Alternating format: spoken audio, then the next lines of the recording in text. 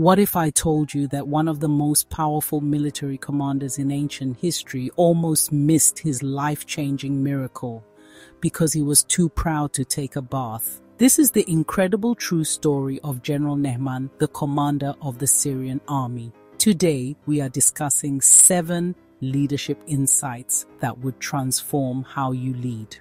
Hey everyone, welcome back to Christian Leadership Insight, the channel where faith meets leadership. Today, we're diving into a fascinating story from 2 Kings chapter 5. Naaman wasn't an Israelite. He was a man of valor, a powerful soldier from Aram, a nation often in conflict with Israel. Yet God used his story to teach us powerful lessons about humility, influence, obedience, faith, gratitude, transformation, and leadership. Naaman is described as a great man and highly regarded by the king of Aram for his military victories. Despite his success and status, he suffered from leprosy, a condition that would have been both physically debilitating and socially isolating in ancient times. Now here's where the story gets interesting. In Naaman's household was a young Israelite girl who had been captured by the Aramean raiders. She was given to Naaman's wife as a slave. This young girl was definitely at the bottom of the social ladder. One beautiful day she said to her mistress, "I wish my master could meet the prophet Elisha in Israel. He would heal him of his leprosy." She could have stayed silent because people at that level in any society are meant to be seen, not heard.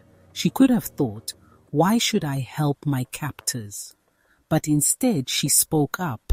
This little maid exemplified what Jesus taught us about loving our enemies and those who persecute us in Matthew 5:44 and Luke 6:27. Think about this for a moment. The solution to Naaman's impossible problem came from the least likely source, a foreign slave girl.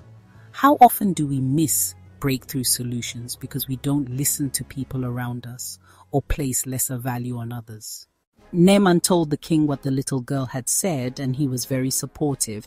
He encouraged him to visit the prophet. The king sent Naaman to Israel with a royal letter of introduction and gifts, including 750 pounds of silver, 150 pounds of gold, and 10 sets of clothing. But when the king of Israel read the letter, he was outraged. He tore his clothes. He said, "Am I God that I can give life and take it away?" As far as he was concerned, the king of Aram was trying to pick a fight.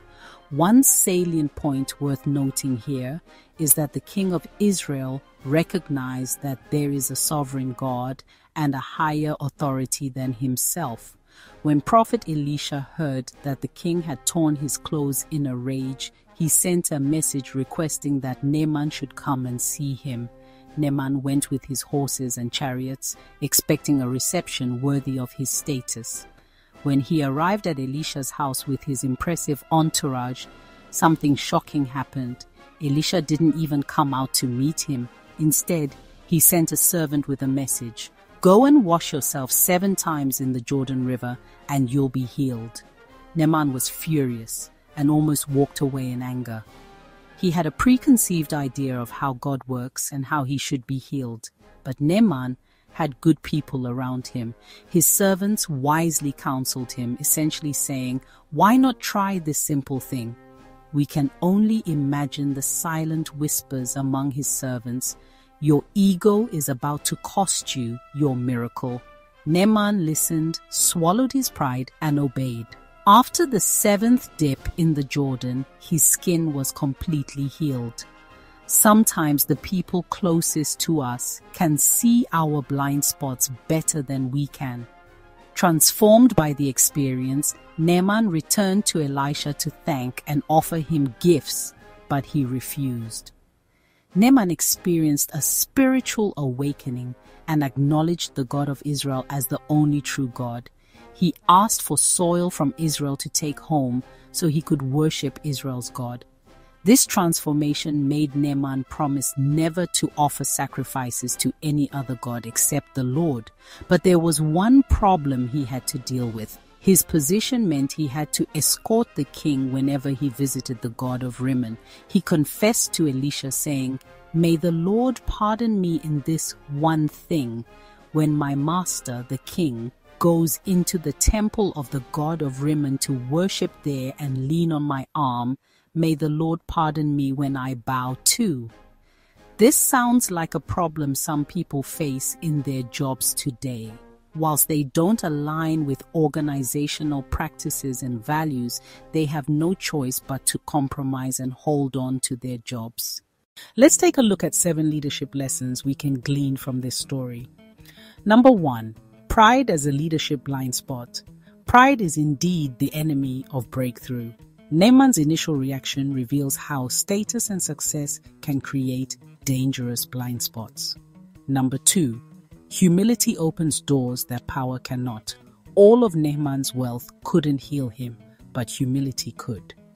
Number 3, the power of listening to subordinates. The story highlights 2 crucial moments where listening to those below him saved Naaman. First the servant girl, then his servants. Great leaders create a psychologically safe environment where truth can flow upwards and remain open to wisdom. Number 4, humility enables transformation. Naaman's breakthrough came when he abandoned his preconceptions. Leaders must embrace uncomfortable changes to achieve breakthrough results. Number 5, cultural and methodological flexibility. Naaman had to set aside his assumptions about superior Syrian rivers and healing methods. Leaders frequently must adapt to unfamiliar contexts and methods that may seem inferior to their usual approaches, but prove more effective. Number 6, recognition and gratitude. After his healing, Naaman immediately returned to acknowledge Elisha and declare his newfound faith. Strong leaders recognize and credit those who contribute to their success, even when the help comes from unexpected sources. Number 7, influence through service. Elisha's approach, refusing to meet Naaman personally, giving simple instructions, and later refusing payment, demonstrates leadership through service rather than status. His methods ultimately had far greater impact than traditional displays of power would have achieved. The Naaman narrative illustrates that the greatest obstacles to leadership effectiveness often come from within, from pride, rigid thinking, and resistance to simple solutions. True leadership strength is often demonstrated not in commanding others, but in the willingness to be humble, adaptable, and open to transformation. My dear leader, it is time to think. What is your Jordan River moment, that one thing that makes you feel superior to others, that bath you refuse to take? Have you refused to give up pride, arrogance, ego, anger, or any behavioral traits that could affect your leadership behavior? Here's how this applies to you today. Are you facing a problem that your skills, connections, or resources can't solve? Maybe the solution is simpler than you think, but it requires setting aside your pride. Are you listening to the servant girls in your team, the people who might not have impressive titles, but might have the insight you need? Are you willing to do something that seems beneath you, if it could lead to breakthrough? Do you always assume that those beneath you have no value to contribute to your organization? Remember, when you try to accomplish things on your own, you will achieve a certain amount of success.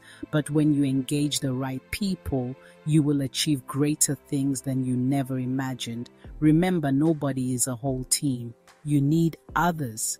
It is worth mentioning that if your vision is from God, it will always be greater than your individual capacity and gifts, which means you will have to listen and enlist the help of others. Transformation is a key feature in any organization, and as a leader, you must be ready to embrace change and different ways of thinking. However, change doesn't have to be top-down to gain maximum impact. As we have seen in this story, the little maid was indeed the change agent. Now, what's one lesson from Naaman's story that hit home for you? Let me know in the comments below. If this video helped you see pride and leadership in a new way, hit that like button and share it with someone who needs to hear this message. Remember, sometimes the greatest victories come not from asserting our power, but from surrendering our pride. Story is not complete without mentioning Gehazi. Although he is known to have done something bad, there are some valuable leadership lessons to learn from his behavior. You don't want to miss it. Watch out for my next video. Thank you for watching. Subscribe for more biblical stories that will